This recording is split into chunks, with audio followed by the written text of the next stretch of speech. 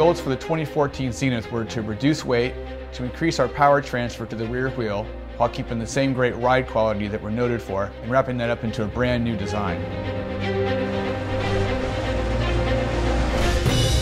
When designing a racing frame, the main objective is to be able to get the power from the rider's body and legs through the frame set and into the rear wheel to create real power, racing power. There's kind of two positions on that power. One of the positions on that is when you're in the saddle, and you're working in the saddle for a long time during the day. And then of course the other is when you're out of the saddle, maybe you're climbing or you're sprinting and you're up on the bars.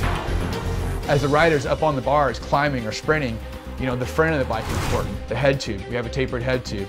The fork, we have a tapered steer. And we have ribbing in the fork that reduces flex as you're up working on the bike. As we come down from the head tube, tri-oval down tube. In that tri-oval down tube, we're working ride quality in that, and we're also working power transfer and stiffness into that.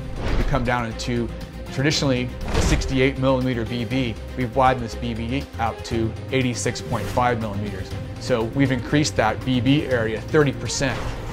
When the rider's in the saddle, then our power transfer comes down the seat post, the seat tube, and out the rear wheel. A lot of manufacturers are using a 27.2, a smaller seat post, to work some of the ride quality in.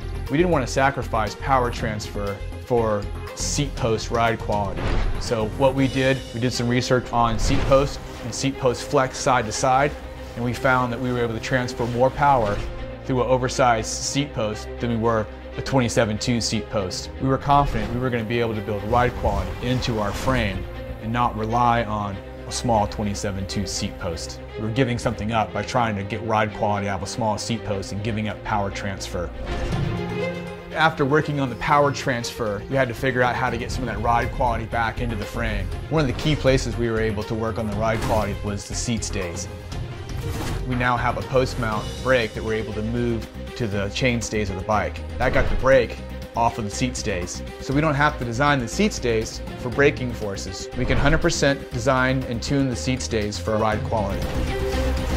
You can do light or you can do ride quality, but it's really hard to design both. We wanted to work both of those qualities into our new frame, and we were able to do that with a new process called near-net SPV. Near-net SPV allows us to mold from the inside out with a vacuum process that reduces weight, and also allows us to add in some M30, which is the ride quality that you're going to feel when you ride your bike. You're never going to see the inside of your frame, but you'll feel it every time you get in the saddle. Traditionally, our Xenith SL frame has been M40. M40 is a really light, brittle, can be a harsh and stiff riding material. We know from developing carbon frames that an M30, M40 mix of carbon has a great ride, but it's a little heavier. So our challenge was to do an M30, M40 frame that's lighter than our current SL. We accomplished that with near-net SPV. Back to our main objectives was to make the bike lighter, better power transfer, same great ride quality. Our goal was not to design an aero road bike, but we did want to make it slower. We knew from our development of the T-Series that a rear-facing brake would reduce drag over a front-facing brake. We wanted to incorporate this into our Xenith series. We took our prototypes to the San Diego wind tunnel with our new Xenith and our windshield 2 fork and tested with front-facing and rear-facing brake, and with the rear-facing brake we were able to reduce drag by 4%.